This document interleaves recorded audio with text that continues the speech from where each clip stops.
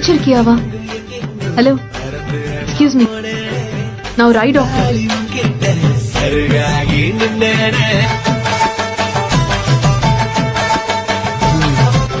இது கிராமம், நம்மடி நமக்குள்ளே இருக்கணும்.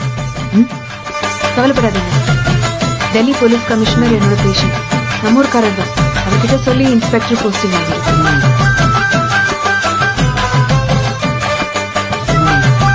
இந்த உலகத்திலே ரொம்ப கொடுமையான விஷயம் பார்வையில்லாததான்.